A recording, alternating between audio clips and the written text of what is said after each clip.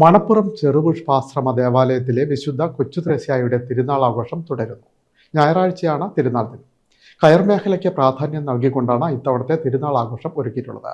കയർ കൊണ്ടുള്ള ഡെക്കറേഷൻ വർക്കുകൾ ഏറെ ശ്രദ്ധേയമാണ്.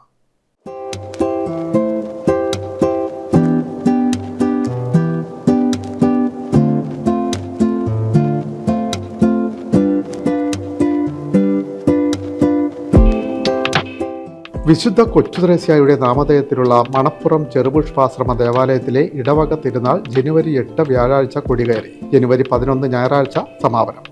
ഇത്തവണ കയർ കൊണ്ടുള്ള അലങ്കാരങ്ങൾക്ക് പ്രാധാന്യം നൽകിയാണ് തിരുനാൾ ആഘോഷിക്കുന്നത്.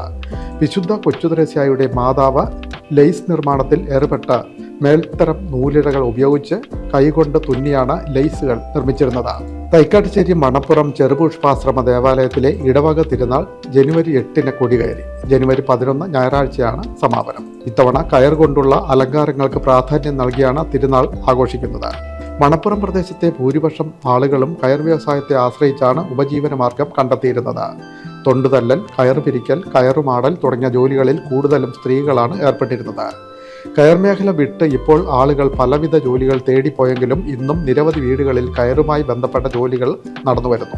മണപ്പുറം ഇടവകയിൽപ്പെട്ട പലരും ഇപ്പോൾ ചെറുതും വലുതുമായി ഈ വ്യവസായം ചെയ്യുന്നുണ്ട്.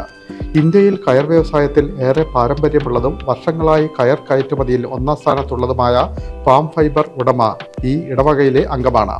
ഇതിൽ ഇപ്പോൾ ഈ പ്രാവശ്യം ഇപ്പോഴത്തെ പെരുന്നാൾ നടത്തുമ്പോൾ അച്ഛനും കൺവീനറും പറഞ്ഞതുപോലെ ഈ മേഖല കയറിനോട് വളരെയധികം ഒരു പ്രതിബദ്ധത ഉള്ള ഒരു മേഖലയാണ്.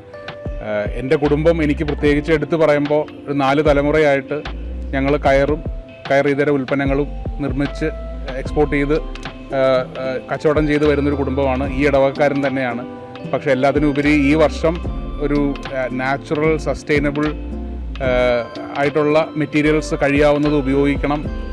അത് കയർ തന്നെ ആയിരിക്കണം. കാരണം ഈ മേഖലയ്ക്ക് കയറിനോടുള്ള ഒരു കണക്ഷൻ, ഒരു ബന്ധം എസ്റ്റാബ്ലിഷ് ചെയ്യുന്നതും കയർ മേഖല ഇന്ന് അഭിമുഖീകരിക്കുന്ന പ്രശ്നങ്ങളെ സമർപ്പിച്ച് ഒരു റിവൈവലിന് വേണ്ടി പ്രാർത്ഥിക്കുകയും കൂടി വേണം എന്ന് പറഞ്ഞപ്പോൾ അത് പ്രത്യേകിച്ച് ഒരു പ്രാധാന്യമുള്ള ഒന്നാണെന്നുള്ളത് ഉൾക്കൊണ്ടുകൊണ്ടാണ് ഈ പ്രാവശ്യം ഇവിടുത്തെ തീമുകളെല്ലാം തന്നെ ആവിഷ്കരിച്ചിരിക്കുന്നത്. ഈ സാഹചര്യത്തിലാണ് ഇക്കൊല്ലത്തെ തിരുനാൾ കയർ മേഖലയ്ക്ക് ഊന്നൽ നൽകിക്കൊണ്ട് ആഘോഷിക്കുന്നത്.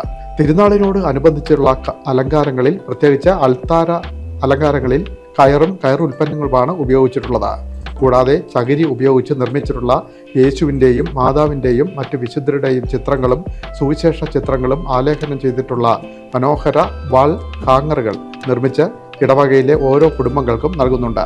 കയർ വ്യവസായത്തെ പോയകാല സജീവതയിലേക്ക് തിരികെ കൊണ്ടുവരുന്നതിനു കൂടിയാണ് ലക്ഷ്യം വയ്ക്കുന്നത്. തിരുനാൾ കഴിഞ്ഞ് വൈകാതെ തന്നെ കയറുമായി ബന്ധപ്പെട്ട റാട്ട, പമ്പരം, തടുക്കുതറി, വിവിധതരം കയറുകൾ, കയർ ഉൽപ്പന്നങ്ങൾ എന്നിവ പുതുതലമുറയ്ക്ക് പരിചയപ്പെടുത്തുന്നതിനുള്ള ഒരു പ്രദർശനമേളയും ആവിഷ്കരിക്കുന്നുണ്ട്.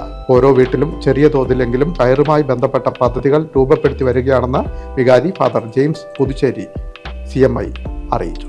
മണപ്പുറം ചെറുപുഷ്പ ആശ്രമ ഇടവകയിലെ മധ്യസ്ഥ വിശുദ്ധ കൊച്ചുത്രേസ്യയാണ്.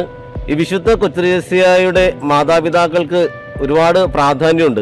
കാരണം അവർ രണ്ടുപേരും വിശുദ്ധരാണ് എന്നുള്ളതാണ്.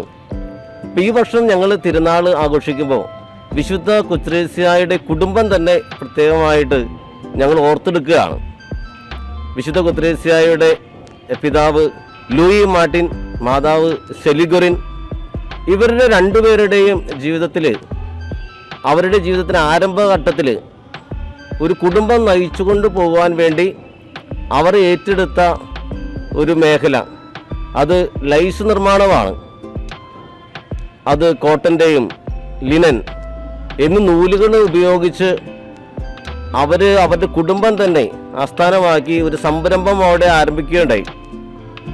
അത് അവരുടെ കുടുംബത്തിൻ്റെ തന്നെ വളർച്ചയ്ക്ക് മാത്രമല്ല, ആ പ്രദേശത്തിലെ സ്ത്രീജനങ്ങൾക്കൊക്കെ ജോലി കൊടുക്കുന്ന തരത്തിൽ ഒരു ചെറിയൊരു വ്യവസായമായിട്ട് അവരുടെ കുടുംബത്തിൽ ആരംഭിച്ചു. അപ്പോൾ ഒരു കുടുംബത്തിന് മാത്രമല്ല, ചുറ്റുപാടുമുള്ള സ്ത്രീജനങ്ങൾക്കുൾപ്പെടെ ഒരു ജോലി മാർഗമായിട്ടാണ് അതവർ കണ്ടത്.